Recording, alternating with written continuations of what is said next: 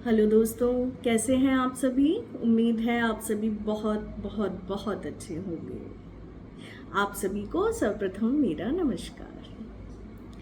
आज हम एक विषय कर्म पे चर्चा करेंगे।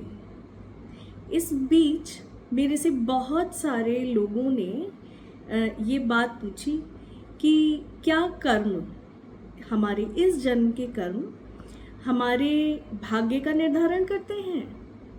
क्या हमारे पूर्व जन्म के कर्म हमें आज भी प्रभावित कर सकते हैं, और क्या हम इससे छुटकारा पा सकते हैं। तो आपको क्या लगता है, कमेंट में ज़रूर बताइएगा कि आपको क्या लगता है कि इनमें से कुछ होता है, आपने कभी फील किया है। तो चलिए, सबसे पहले मैं आपको बताती हूँ कि कर्म कितने प्रकार के हो सकते हैं। कर्म जो हमें प्रभावित करते हैं, हमारे जीवन को प्रभावित करते हैं, वो कम से कम 3 प्रकार के तो हैं ही। सबसे पहले वो जो हमें हमारे पूर्वजों के कर्मों से हमारा भाग्य मिलता है। जो हमारे पहले लोग आए हैं, हमारे पूर्वज, उन्होंने जो भी कर्म किए हैं वो हमारे डीएनए, ब्लड के रूप में, हमारे डीएनए के फॉर्म में हमारे साथ सदा चलते रहेंगे। वो हमें प्रभावित करते हैं, शारीरिक रूप से भी और मानसिक रूप से भी। कभी बीमारियों के रूप में, कभी अच्छाइयों के रूप में, कभी कुछ ऐसी संपत्ति से संबंधित, रिलेशन से संबंधित समस्याओं या समाधानों के रूप में। ये सब हमें अपने पूर्वजों से प्राप्त होते हैं। इसे हम एंसेस्ट्रल कर्मा कहते हैं। दूसरा हमारे पूर्व जन्म के कर्म। वो कर्म जो हम इस जन्म में आने से पहले के कई जन्मों में कर चुके होते हैं, और उसको भोगने हम फिर इस मृत्यु लोक में आ जाते हैं, कुछ सीखने और उसके साथ साथ कुछ भोगने, जिसे हम प्रारब्ध कहते हैं।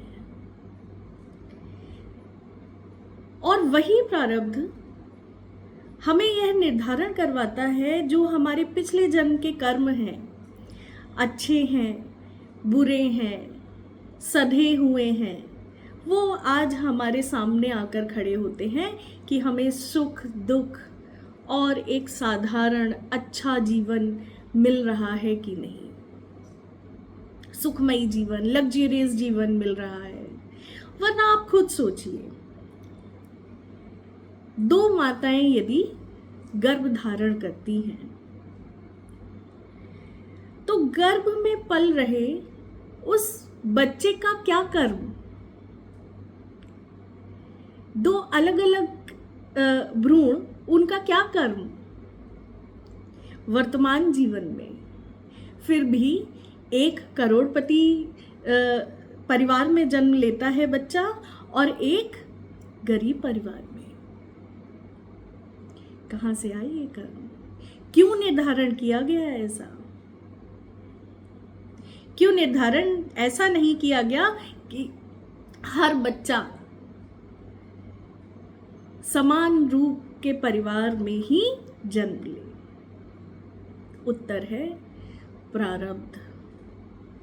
उत्तर है हमारे पूर्व जन्म के कर्म।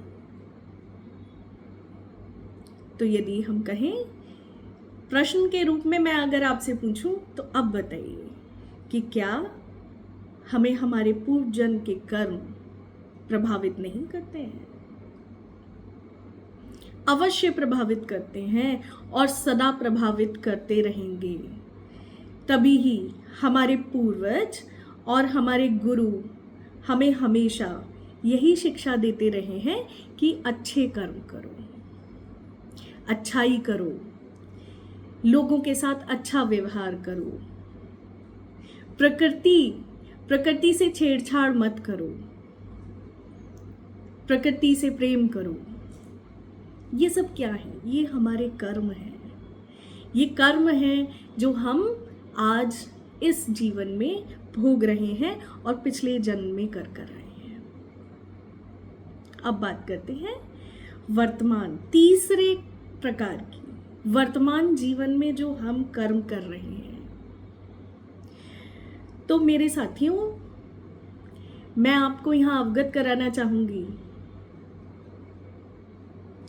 परिस्थिति जो भी हो, सत्य का साथ कभी मत छोड़िए, सही का साथ कभी मत छोड़िए, अपने अच्छे कर्मों का साथ कभी मत छोड़िए, क्योंकि वही कर्म हमारा भाग्य निर्धारण करने वाले हैं।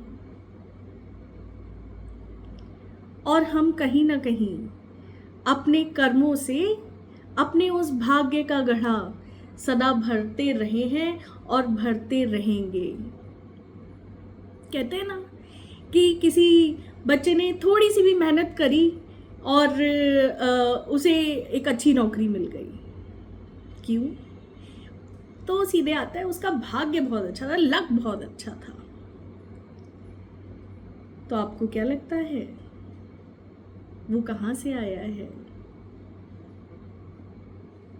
वो आया है उसके पिछले जन्मों के कर्मों से, उसके पूर्वजों के कर्मों से और उसके प्रेजेंट जन्म के, वर्तमान जन्म के कर्म से। तो यदि हम अपना वर्तमान अच्छा करना चाहते हैं तो उसके लिए हमें वर्तमान में रहते हुए ही अच्छे से अच्छा कर्म करना ही होगा। अच्छा, हम पता कैसे करें? एक सवाल मेरे पास आया कि हम पता कैसे करेंगे कि ये हमारे पूर्व जन्म का कर्म है, एंसेस्ट्रल ये बैगेज है, या हमारे वर्तमान जन्म के किसी कर्म का हमारे ऊपर प्रभाव है। तो देखिए, वर्तमान जन्म के कर्म का प्रभाव तो आप स्वयं भी जानते होंगे। आपको स्वयं ये रियलाइज होगा कि क्या कभी आपने किसी का बुरा किया या आपने किसी का कुछ अच्छा किया। आप देखिए, किसी का अच्छा करेंगे और उसके बदले में तुरंत ही है प्रकृति हमें उसके बदले में कुछ अच्छा इतना बढ़िया दे देगी बिना आपके मांगे कि आप उसका धन्यवाद ही करेंगे। लेकिन अब बात रही कि एंसेस्ट्रल और पिछले जन्म, पूर्व जन्म के कर्मों का कैसे हम पता करेंगे। तो इसका तो कोई पैमाना है नहीं। हालांकि एंसेस्ट्रल जो हमारे बैगेजेस होते हैं, एंसेस्ट्रल जो कर्मास होते हैं, वो तो फिर भी हमें कहीं ना कहीं अपने परिवार में, अपने मानसिक परिस्थिति में, अपने रिलेशंस में झलक जाएगा। या हम किसी से बैठ के अपने परिवार में बात करेंगे तो हमें उसका पता चल ही जाएगा कि अच्छा, अब समझ में आया कि मेरे साथ ऐसा क्यों हो रहा था। लेकिन अपने पूर्व जन्मों का पता कैसे करें? क्या कोई पैमाना है? बताती हूँ। वैसे तो कोई पैमाना नहीं है, कोई पैमाना नहीं है। हमें याद भी नहीं है हम पिछले जन्मों में क्या करके आए हैं, हम क्या थे क्या नहीं थे, हमें कुछ नहीं याद। और अच्छा है जो हमें नहीं याद, वरना अगर हमें याद होता तो हम फिर अपने साथ जो बुरे कर्म किसी ने किए हैं उनके साथ हम कुछ ऐसा कर बैठते जो हमारे कर्मों को और बुरा कर देते, या हम उस पीड़ा से कभी मानसिक रूप से उभर नहीं पाते यदि हमें सब ज्ञान होता तो। तो एक अनुभव से बात बताती हूँ, और जो थोड़ा बहुत मैंने स्टडी करी है उस आधार पर। देखिए, यदि वर्तमान जीवन में हमारे समक्ष कोई भी ऐसी समस्या, कोई भी ऐसी परिस्थिति बार बार सेम रिपीट कर रही है, सुधार होने के बाद फिर हम वहीं आके खड़े हो जाते हैं, फिर उसी एज पे आके खड़े हो जाते हैं। सब चीज़ें अच्छी करने के बाद भी हमारे को फिर वहीं से मिलने लगती हैं सारी चीज़ें रिपीटेडली। तो ऐसा क्यों? बताइए, सोचिए। बार बार घूम घूम के हमारे पास वही परिस्थिति आ जाती है। अनुभव किया होगा, यह निश्चित है कि सर दर्द की हमने दवा करी, फिर हमें सर दर्द हो गया, फिर हमें सर दर्द हो गया, लौट फिर के बार बार हमें सर दर्द बना रहता है। या हम सोचें, हमें हमेशा खराब लोग ही क्यों मिलते हैं? अक्सर लोगों की शिकायत होती है, हमें हमेशा खराब लोग ही क्यों मिलते हैं, हमें हमेशा ऐसे लोग ही क्यों मिलते हैं जो हमें धोखा देते हैं। इसका क्या उपाय है? तो इसका उपाय है, और इसका तात्पर्य है कि वो जो लोग इस जन्म में, वर्तमान जन्म में आपसे मिल रहे हैं, वो कहीं ना कहीं उस धोखे का शिकार कभी आपसे पहले हो चुके हैं। जी हाँ, ये वर्तमान समय में आपको वापस मिल रहा है। प्रकृति, ईश्वर हमें वापस दे रहा है कि लो, जो कर्म किए थे अब उनको भोगो, प्रारब्ध करो। तो ये तो अगर हम पिछले जन्मों में करके आए हैं, कोई पैमाना नहीं है। बस वर्तमान जन्म में हम अपने कर्मों को अच्छा करें, बेहतर करें, कभी किसी को दुख ना पहुंचाएं, प्रकृति के साथ अच्छा करें।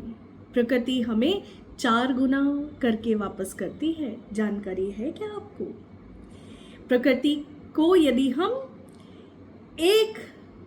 कोई उसके साथ सहयोग करेंगे, उसकी कोई एक अच्छाई उसके साथ करेंगे, तो प्रकृति, यह ब्रह्मांड हमें उसका 4 गुना करके वापस करता है।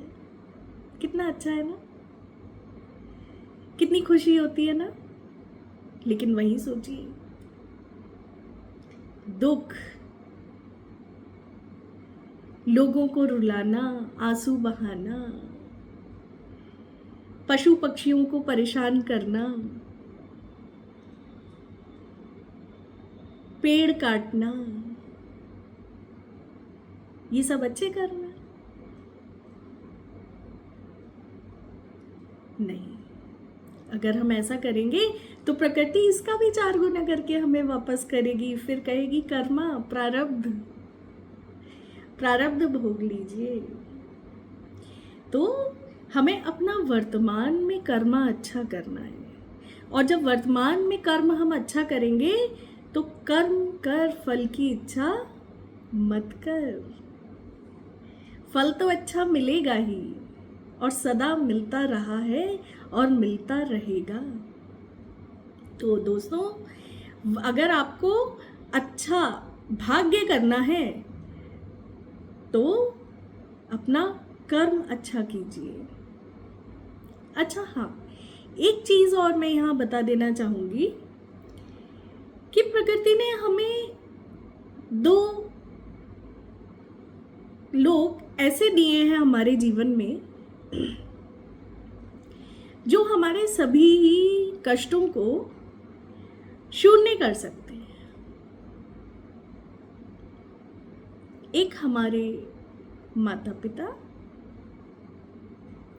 और दूसरे हमारे गुरु। तो यदि आप अपने माता पिता की सेवा करें, उनको कोई दुख कष्ट ना पहुंचाएं और अपने गुरु को हमेशा सर्वोपरि रखें।